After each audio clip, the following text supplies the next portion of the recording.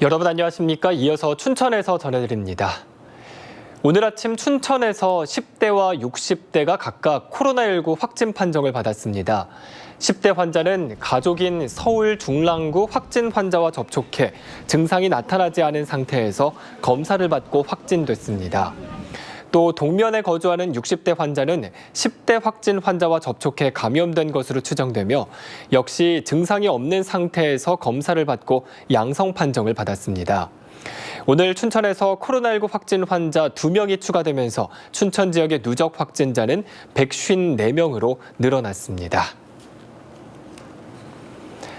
코로나19 특별 방역 대책이 시행되고 있지만 사회적 거리두기 1.5단계 지역에서는 여전히 유흥주점 운영이 가능하다는 지적이 나오고 있습니다. 전국에서 양구와 화천, 인제 등 도내 6곳을 포함한 7개 시군에 거리두기 1.5단계가 적용되고 있습니다.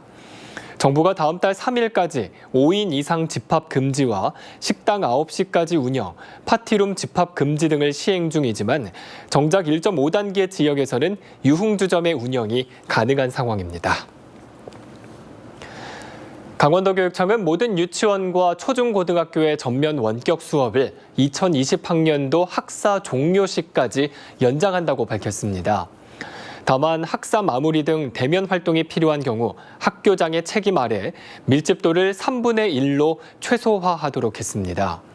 대신 전면 원격 수업 기간에도 특수학교와 유치원, 초등학교 1, 2학년의 긴급 돌봄은 꼭 필요한 가정의 학생을 대상으로 운영하기로 했습니다. 또 졸업식 등 교내외 행사의 경우 학부모와 외부인의 참석을 금지하고 교실에서 최소한의 규모로 실시하거나 비대면 방식으로 전환할 것을 권고했습니다. 시민들이 춘천시의 정책을 제안할 수 있는 온라인 플랫폼 봄의 대화의 이용자 수가 늘어난 것으로 나타났습니다. 춘천시에 따르면 봄의 대화 이용자 수는 지난해 14,209명에서 올해 24,837명으로 10,000명가량 늘었습니다. 또 시민들의 정책 제안은 지난해 124건에서 올해 344건으로 증가했습니다.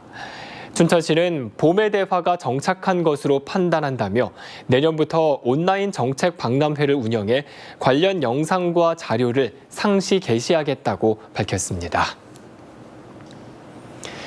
양구군은 산림 수해 방지를 위해 사방댐과 계류 보전 시설 등에 11억 3천여만 원을 투입한다고 밝혔습니다. 양구군은 산사태에 따른 토성류의 유입을 막기 위해 굴량리와 정리에 사방댐을 각각 1개씩 설치했고 2016년 산불이 발생한 남면 지역에 사면 정비와 골마기 작업을 마무리했습니다.